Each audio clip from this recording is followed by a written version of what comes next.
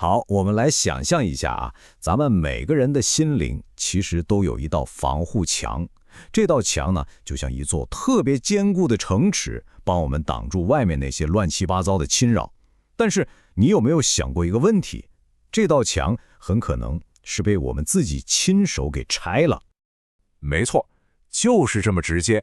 每一次我们违背诫命，其实就等于亲手从这道墙上，抠下了一块砖。这么一来，一个缺口就打开了，各种不好的东西就有了入侵的机会。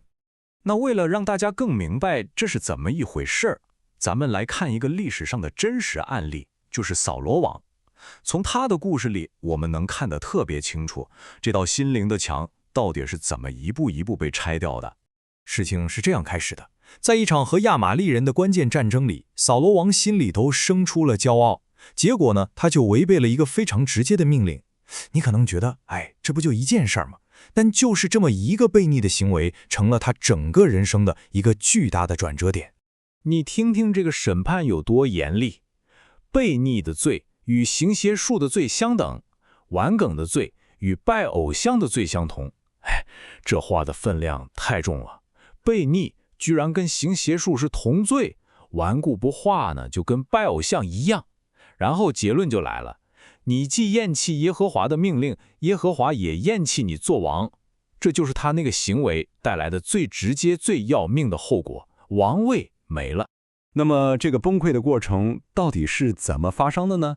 你看，就像东米诺骨牌一样，第一块牌就是他的悖逆和顽梗，这块牌一倒，直接就导致了第二块，耶和华的灵离开了他，也就是说，那道保护墙被撤走了。你想想，保护一旦没了，会发生什么？恶魔立马就趁虚而入，开始折磨他了。所以你看，一旦失去了这层属灵的保护，扫罗的内心世界就等于完全暴露在了外面，再也没有遮挡了。他心里的平安一下子就没了，取而代之的是那种无穷无尽的焦虑和抑郁。圣经里把扫罗的痛苦描述得特别具体，耶和华的灵离开扫罗，有恶魔从耶和华那里来扰乱他。你看，他就是被这个恶魔搅得不得安宁，备受折磨。那有没有办法缓解呢？有，但只是暂时的。每逢恶魔从神那里来的时候，大卫就拿琴用手儿弹，扫罗便舒畅爽快，恶魔就离开他。音乐能让他暂时好受一点，但你看，这根本解决不了问题，根孩还在哪？这时候，又一个更具破坏性的情绪出现了。当大卫打了胜仗，老百姓们都为他欢呼喝彩的时候，扫罗心里头那种能吞噬一切的嫉妒之火一下子就被点着了。这下等于又给恶魔更深层次的攻击打开了另一扇大门。你看，我们能从经文里特别清楚地看到，这个嫉妒是怎么在他心里生根发芽的。当妇女们跳着舞唱扫罗杀死千千，大卫杀死万万，这句话就像一根毒刺，一下子扎进了扫罗的心里。他当时就火了，心里想，把万万给大卫，千千给我，这不就差个王位没给他了吗？于是从这日起，扫罗就怒视大卫，那个眼神从此就变了。当一个人被嫉妒这种情绪完全控制的时候，后果真的会非常可怕。扫罗的内心世界可以说就是彻底崩溃了，他完全失去了理智，行为也开始失控，最后一步一步的就走向了暴力。之后发生的事情就更吓人了，有恶魔从神那里大大的降在扫罗身上，他就在家中胡言乱语。你想这个画面，大卫还在那儿照常弹琴，想帮他缓解痛苦，结果扫罗手里拿着枪，他把枪一抡，心里说我要将大卫刺透，钉在墙上。他居然想杀了那个唯一能给他带来片刻安宁的人，这已经清清楚楚地表明，他这个人已经完全被邪恶的力量给控制住了。好了，扫罗的故事讲到这儿，你可能觉得这不就是一个古代君王的故事吗？但其实不是，他的经历揭示了一个更普遍的法则，一个跟我们每一个人的身心健康都息息相关的法则。你琢磨一下慢性病这个事儿，很多慢性病其实不就是错误的行为重复了成千上万遍之后的结果吗？它的特点就是病情从轻到重，一点一点的恶化。你发现没？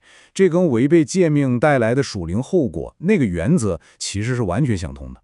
这里的因果法则其实就是这么简单明了。你看，你违背诫命，就等于是在播种疾病的种子，那最后收获的自然就是疾病。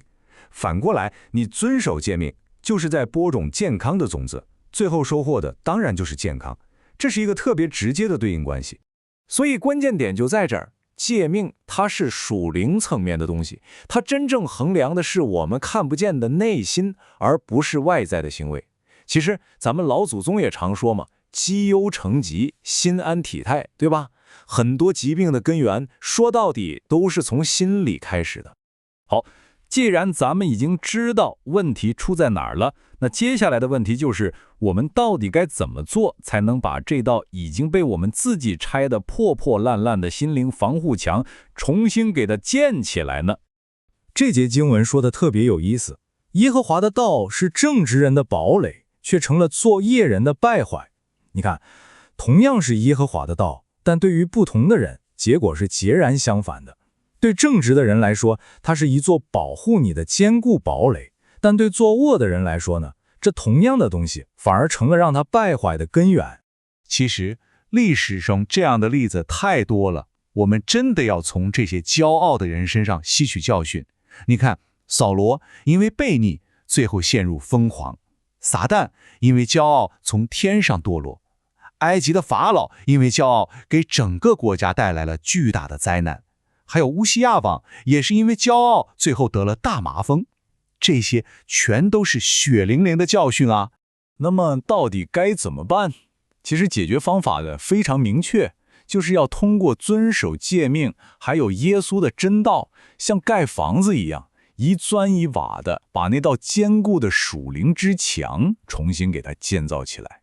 最后，我们再回到最开始那个核心的比喻，箴言里说，人不制服自己的心，好像毁坏的城邑没有墙垣。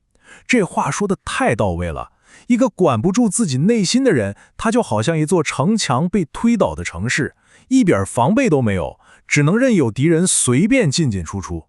那么在结束之前，我想请你真的好好的问一下自己，审视一下自己的内心，你的那道墙现在还坚固吗？还是说它其实已经出现了破口？